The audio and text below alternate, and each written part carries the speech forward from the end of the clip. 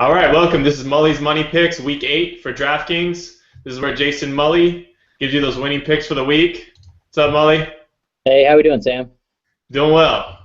All right, well, let's talk about this little Twitter conversation today between you and Dave over at Fantasy Insiders.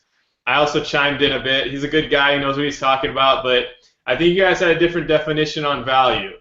And why don't you just tell everyone what happened and your perspective on value this week on DraftKings.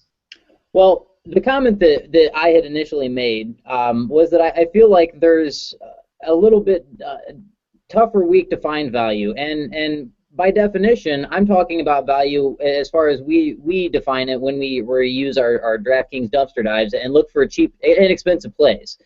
Specifically at the running back position, it seems like there's a cluster of a lot of players kind of bunched around the $5,000 to $4,000 range, and then not much below 4,500, and conversely, not a lot above that range either. So there's a really big, a tight bunch of running backs specifically. Now, his definition of value obviously was a bit different because he seemed to think that there were certain players that do elicit value. And while I do agree with that, for instance, one of his examples was Jamal Charles. And Jamal Charles does definitely give you some value. We've talked about Eddie Lacy in weeks past as well. Some guys that are maybe a little inexpensive for what they could potentially produce. But it's all about context, and that's one of the horrible things about Twitter and text messages is that if you don't have the context behind what somebody's trying to relay, then there can be some confusion. So I guess my point here is that when we talk about value and we talk about these picks, it's also important that you do your research and that you make sure that you're actually seeing what we see and also trying to understand the logic behind it.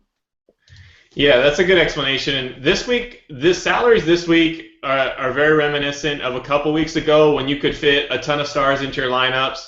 It seems like there's a big disparity. There's a few stars that are really expensive at the top, and then a lot of people are kind of grouped a couple thousand below that, and then there's not a whole lot of super cheap guys. So that middle tier that you're talking about, I think a lot of people are going to be pulling from that.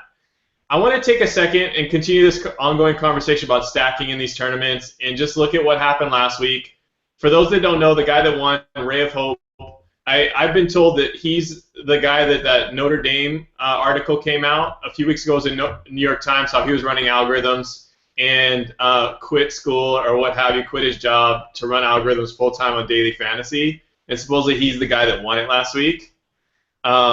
So anyway, looking at his lineup, he did have a stack, and surprisingly, it was Russell Wilson and Marshawn Lynch.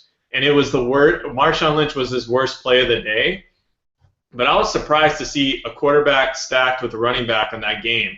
I mean, Wilson went off, so it kind of took place of Marshawn's lack, but I thought that was kind of interesting. Did you take a look at that lineup? Yeah, absolutely. And I talked a little bit about just, the congratulatory part of it in the recap, but and it goes back to kind of what we talked about in the weeks past with these millionaire makers. You do have to essentially pick a perfect lineup, whether that be by use of an algorithm, helping us, people like us helping you out with making picks, or just simply throwing a dart at the board and figuring out what sticks. You really have to come up with that perfect lineup, and oftentimes it's not what you would think. It's not. That's, again, one of the things we've talked about in weeks past. It's not going to be that one lineup that you're knowledgeable about that does end up being the one that would be your highest score. Yeah, and the other thing to look at with these tournaments, really pay attention to your entry fee, the number of entrants, the ratio of payouts. In this tournament, it's not a great payout, okay? This is a marketing game for DraftKings. It's working wonderfully. They're doing it again this week, and it's really fun to look at that $1 million prize. But if you look at the data, as an example, okay, my highest lineup last week was 180. I was right around the 1,300 mark, and that put me at the top 1.5% of 70,000 people, and I got paid out $75 for that lineup. If you hit 1.5% in some other tournaments, you'll get paid a lot higher. So that $1 million is a really nice prize, but it drops off dramatically. And then the total amount of people that are paid is also less. If you look at this tournament, it's the top 16 to 17%, whereas other tournaments you're looking at the top 20 to 21%. So it's really important. I think you spoke to that a bit in your article this week, right? Yeah, absolutely. It is a great boon for somebody to win $1 million on fantasy, and obviously I'd love to do it. I'm sure you'd love it as well, Sam. Who wouldn't? But what it comes down to is, if you're just trying to play the game to win money and not just playing it just to simply have fun and play a lottery ticket like I talked about last week, then play in some of the lower GPPs and play in what your bankroll will allow. Play multiple lineups and use your money effectively, because you can get a good return on your investment. And whilst it may not be $1 million or even maybe $100,000, you could still win thousands of dollars and considerably more percentage-wise based on your actual contribution. All right. With that said, let's get started. Let's start with your running back, Money in the Bank. These are guys that are going to hit it most definitely. All right. So we're putting our guarantee behind it. Go ahead. Yeah, and I can't think of a better guy to guarantee than Matt Forte. Now, I realize that's a kind of a cop-out pick here, but seriously, he's had 32 targets over the last 3 games. He is a PPR monster right now, especially with Jay Cutler feeling some of the pressure that he's been getting lately and having to dump the ball off as much as he has. In the past month, Matt Forte hasn't scored less than 25.1 points in any game. So he's pretty lofty. He's actually the most expensive in the Sunday contest at $8,800 this week. But based on the matchup, they're going up against New England, which I anticipate another decent pass rush coming at Jay Cutler and him also having to dump the ball off. And Matt Forte should be heavily involved in the offense once again. At $8,800, somewhat expensive, but definitely money in the bank. Yeah, I like him a lot as well. I think he is money in the bank. He's going up against New England, 126 yards per game allowed for rushers, 23rd in the league. So Matt Forte should get his again. I really like Lamar Miller with Moreno out for the year. He's getting his touches. He's been super consistent. He can also catch. He's getting the red zone. I really like his play, especially against Jacksonville. Anyone's good against Jacksonville on the ground, so that's my money in the bank. Yeah, you're right on there. And again, you got really no Moreno to worry about. So Miller's the guy. He's going to get the touches. It is a good matchup, and he's not a terribly expensive option this week. He's in that upper echelon of players, but he's not going to be someone that's going to put a huge hit in your salary cap. Yep, he's at $6,000, which is really reasonable. Shane Vereen is ahead of him. I'd rather have Miller this week than Vereen. All right, your coin flip at the running back position. I'm going with the guy that, now I have a trend, and you'll kind of see the trend unfold, and especially if you read the article, but it's a guy that you maybe wouldn't expect here. It's Ben Tate. Now, you would think that a running back who's on one of the most potent rushing offenses in the NFL wouldn't find themselves as a coin flip, but at $4,600 and in a great matchup against Oakland, I still feel that way, and a lot of that has to do with the loss of center Alex Mack and how that's affected the offense. If you watched last week's game against Jacksonville, the offense really, really struggled. And the run game is what makes that offense work. I'm not saying that Ben Tate can't overcome it, but I am saying that it could still be tough sledding for him, and for that reason he finds himself in the coin flip section this week. Yeah, I mean, Ben Tate is getting the touches, which is what you want to see. Surprisingly, Terrence West got a higher number of touches last week than I thought he would. You alluded to that last week, him coming back. Him and Crowell have dug into his pocket a bit, but and they also got away from the run last week. It was strange. I don't know if you saw that game, but I was watching it a bit, and it wasn't the formula they've been using all year to win. Jacksonville was also a bit inspired, and they played really well against them, but I think it's a good value. It's funny, that's one of the players that Dave pointed out. I do like him because he's a bounce-back player. A lot in GPPs, you want to go with people that have had bad weeks and that people are probably scared of playing, and you have a chance of making up some ground. My running back is Jonathan Stewart at the coin flip. I had him last week. He let me down, but that was just because that game got way out of hand. Green Bay just went up way too quickly, and they couldn't use him as much as they like. He still got a good number of touches, though. And I don't anticipate Seattle getting away from them that quickly this week. I really think Seattle's going to go back to the ground game. I don't think they can rely on Russell Wilson like they have and win consistently.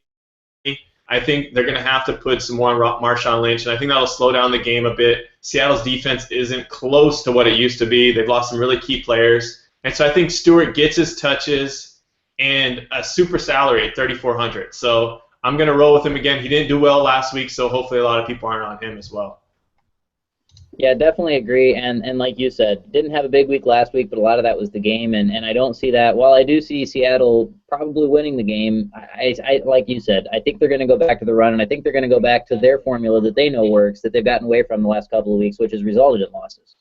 And Trey Mason, I mean, he's good, but he put up 86 yards against Seattle with a touchdown. If he can do it, I think Jonathan Stewart can. Seattle's run defense is still ranked very high, but you have to look at the numbers and look at the recent weeks. They've lost some key players, and so it can be a bit deceiving. Moving forward, I think those rushing yards per game allowed by Seattle is going to continue to go up, starting with this week. All right. Your wide receiver money in the bank. Who you got? Uh, this was kind of a toss-up, and actually toss-up between the two, and it's Jordy Nelson, and I'm going to throw a little honorable mention to Randall Cobb. They're kind of neck and neck in salary, 7,800 and 7,500. That's the highest over-under game of the week at 56. That is a monster over-under. That's actually 6 more than we've seen in the past couple of weeks. So there's going to be a high-scoring game. Green Bay, while their defense has looked okay, they're going to have trouble stopping the passing attack, especially if Jimmy Graham comes back healthy this week of New Orleans. So I anticipate Vegas is right on in that one. And Jordy Nelson's been scoring 23.3 points per game. He's been basically money. He was a little quiet for maybe what we would have anticipated over the past week. But, again, a lot of that had to do with what you alluded to in the game being so out of hand so early. I think this game will be a much more contested game, and I look for Nelson or Cobb to both have a big one. Yeah, he's going to be a heavy play. I mean, as you said, the biggest over-under of the week. It's going to be a shootout in the Dome. Nelson's going to get his targets. You can't go wrong with him. I don't think anyone will deny that. I'm going to go a little bit out of the first tier to Macklin. They're going up against Arizona. They give up a ton of pass yards. They're terrible. I don't know how else to put it. Even with Patrick Peterson, I think Macklin's going to get his. Foles looks to him a ton. He's one of the highest targeted wide receivers in the league. And I think he's going to get his. And also, I do like, we're going to get to this a little later, but a potential stack with Foles on him. All right, who's your coin flip? Again, we're sticking with the trend. I've got A.J. Green in my coin flip. And this is essentially based upon that toe injury. Now, he sat out last week, and we saw how that really negatively affected that Bengals offense for the first time, I mean, in such a big way.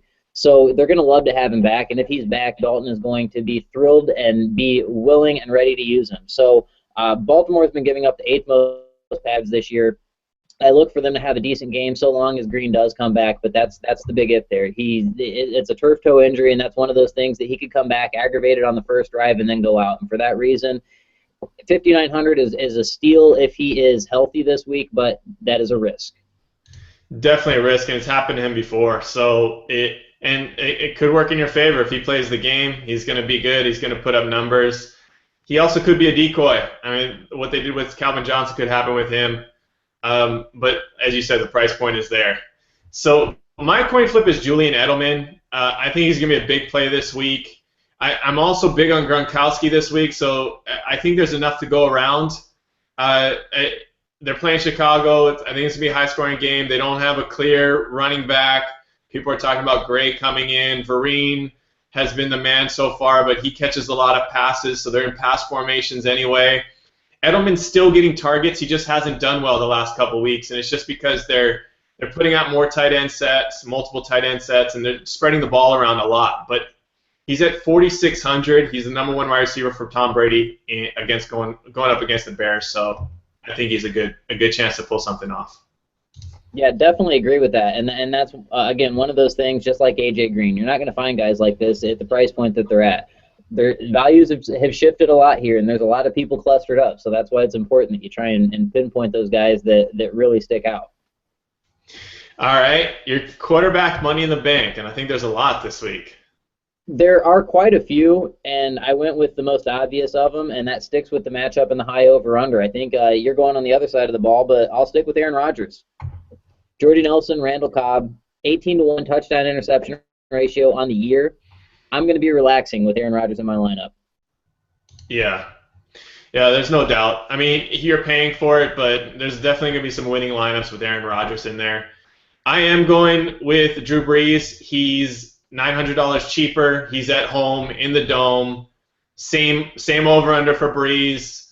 Whether he has Graham or not, they're going to put up points, and I think he's a good value compared to Rodgers and could put up similar numbers. So I don't think too many people are going to argue with that. Let's move on to the coin flip. This goes back to something that you talked about earlier, and it's Russell Wilson. Now, look, I think Russell Wilson's going to have a good week. He's had good weeks basically every week, and he's not really ever going to hurt you. But 300 passing yards and 100 rushing yards has literally never, ever been done, which means that it's probably not going to happen again for a very long time. And like you said, the Seahawks know they need to get back to Marshawn Lynch to win some of these games, so they can't rely on this to occur, and they can't keep trying to do this to win games. So the Carolina defense is awful. They're giving up. They're 27th against opposing quarterbacks right now. The one thing here that makes them a coin flip are, other than the items that I mentioned, is one of the things that you talked about quite a bit as well. A lot of people, based on how big a week he had last week, a lot of people will have him in their lineup. So, again, it's a great matchup. He's going to have a good week, but I just don't anticipate it being anything like what he had last week, because that's crazy talk.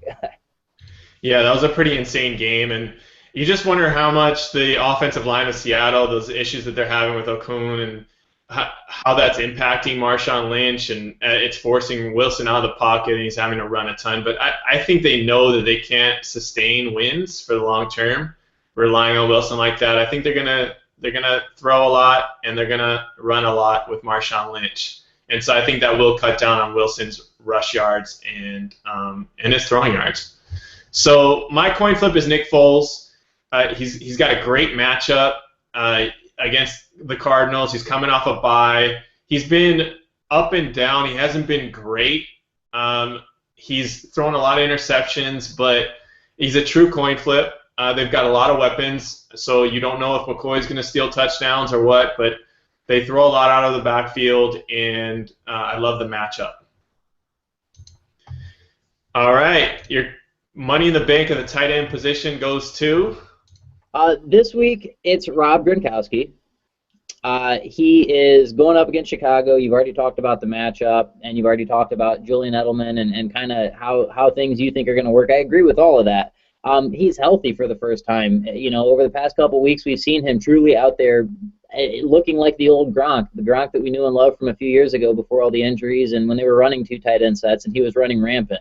And over the last 3 weeks, Tom Brady's noticed it too, because he's targeted him 30 times. So 10 targets a game, that's a number that you really, anybody that's getting double-digit targets is a guy that you want to really, really heavily consider. And tight ends have dropped considerably in price from the top to the bottom this week. So he's $5,900, and that's a steal when you consider in weeks past we've paid $76 to over $8,000 for some of these top-end guys. Yeah, he's going to be heavily played this week on DraftKings, and that's the major challenge is, can you fade him and fit someone else in? I don't know. I'm going to be playing him a ton. I just don't think I can. It's such a great salary. He's the number one. I think it's a good matchup. Chicago's middle of the road against the pass, but it's going to be a high over-under game, and I like him as well. I think a lot of people are going to be on him. All right, coin flip. Tight end.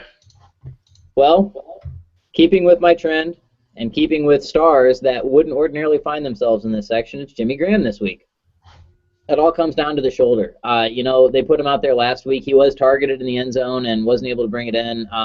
So basically put up a goose egg for anybody that did choose to use him. I had a few people ask me last week on Twitter and on Facebook if they thought, since he was playing, if it was beneficial to get him in their lineup, and I recommended against it.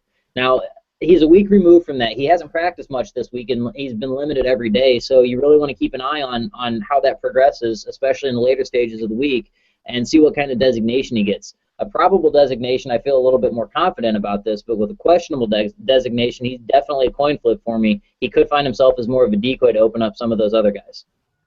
Yeah, this is definitely a week where you have to check injury news up to the minute before your lineup. So don't just walk away from your lineups. Things are going to change. And there's some big decisions to be made. My coin flip is Zach Ertz. He's coming off a touchdown. He's a coin flip just because they have a ton of weapons. Okay, he's a solid tight end. He's got a salary at $3,200 this week, which is just fantastic. once again, Arizona can't defend the tight end position, and I think Zach Ertz is a good bet at that salary. Yeah, and that's been the nice thing about Ertz is that he hasn't been consistent enough to drive his value up, and each week he still remains a solid, low-end player, somebody who's going to be around that $3,000 to $4,000 range and could potentially provide you a 15 to 30-point game. So, I mean, that's what you got to love at that price point. Yeah, I mean, Matthews has cut into him a bit lately, but they're spraying the ball around. Cooper's not really getting it, and so I think Ertz and Matthews are essentially wide receivers at this point. All right, moving on to your defensive position. Money in the bank pick is? For me this week, it's the Bills. And a lot of this doesn't have to do. It is based on the matchup. They're going up against the Jets, and obviously the Jets aren't great, so it's a good matchup. But this more has to do with what the Bills won't do to you, and that's that they won't hurt you. Now, they're a little bit more expensive, and the one thing that I'm looking at here is that the potential for them to cost you points or even score less than 10 points is not good. They haven't really, when they faced a subpar defense, or an offense, I should say, and I'm talking about only the New England Patriots and the San Diego Chargers have forced them below 10 points. So they're really, really solid. They're really going to put up good points when they have a good matchup. And against New York, they may not score you a ton of points, but they won't cost you any either. Well, and I think they do have the potential to score points for you. I was big on them last week. They didn't come through with a touchdown, but they pressure the quarterback really well. They get a lot of sacks. They get interceptions, and I think they could produce an interception return for a touchdown this week. The Jets are a bit of a mess and losing confidence, and who knows? You might even see Michael Vick in there. So my money in the bank pick is the Dolphins. They've just been performing well. I really like what they bring to the table, and they're against Jacksonville. Jacksonville does not have a strong running game, and I think the Dolphins' strength is their corners, and they get interceptions, and they can put pressure on the quarterback, and so I think they're going to force some turnovers and have the potential to turn some touchdowns this week. It's also in Jacksonville, which is right up the road from Miami, so it might not be much of a home field advantage. I completely agree with all that. I mean, that's probably it was neck and neck between the two. I knew you were going that way, so I went the other. All right. Okay, you went against your Colts a bit last week, and they just keep showing up, man. I think you have to put your Colts stack in every week. Their offense is amazing. I mean, it's top notch. Andrew Luck is definitely the best quarterback in my opinion, and then the defense is just surprising people. So, Are you going with them this week? Yeah, they're my coin flip, and here's the reason. I think that there's going to be some other good options at some inexpensive prices, and that's based on two different things that are of news this week, and that's we've got Colt McCoy starting a game, and I think that could benefit the defense greatly if he makes some mistakes and gets under pressure, especially considering he's going home, playing in Jerry World, in the bright lights at home. It's going to be a big stage for him. So that could get to be a little overwhelming. And then Mettenberger. Sounds like Mettenberger starting for the Titans this week. So first start on an offense that already hasn't looked great. Sign me up. Okay, you said for the Titans. Did you mean the Steelers? They're going up against the Steelers this week, the Colts? No. Yes. No. I'm saying that I believe that the Titans are starting Zach Mettenberger, so there's better, less expensive options, which is why the Colts land as a coin flip at best for me this week. Okay, got it. All right, my coin flip goes to the Ravens. It really depends a lot on A.J. Green, and that's why it's a coin flip. The Ravens' major weakness is their pass. And, I mean, they put a ton of pressure on you, so I like their chances of getting sacks and fumbles and safeties and so forth, but they can get torn up through the air. Last week they went against Atlanta. That really doesn't tell you much. Atlanta's offensive line is crap. Going up against Cincinnati in Cincinnati, it's tough. I mean, Cincinnati's a solid team. They're one of the best teams, and they're a solid offensive team. So if A.J. Green isn't playing, I'll probably roll with the Ravens in a couple lineups. I like their potential. They've been able to keep games pretty low and been consistent in their pressure. Well, and not only the A.J. Green injury there, but if you watched the game last week, Vontae Davis lit up Giovanni Bernard on a screen pass. And yeah, I saw that. He's still feeling it. He's actually been questionable and been limited this week due to some soreness in the ribs. So if he's timid or limited at all, and you see more Jeremy Hill, that only is going to benefit you even greater. Yeah, and Dalton has been known to fold under pressure, and Ravens can bring the heat. So, I mean, the defense, it's just such a coin flip every week. We talk about this every week, but pay attention to this. I mean, this defenses often win these tournaments. Last week was an outlier. There was only one touchdown on defense, and it was that punt by St. Louis. No one else had a defensive touchdown. That usually doesn't happen. It's usually 2 or 3 touchdowns, and the defense goes off for 20-something points. So it's a real important position. All right, Mully, thanks again. Good luck to you. Another shot at $1 million. Yeah, absolutely. Good luck, everybody, and we'll hope to see you at the top of the leaderboard. All right, thanks all. At FF Money League on Twitter. We're going to do a question and answer this week, so look out for it. And Fantasy Football Money League, good luck.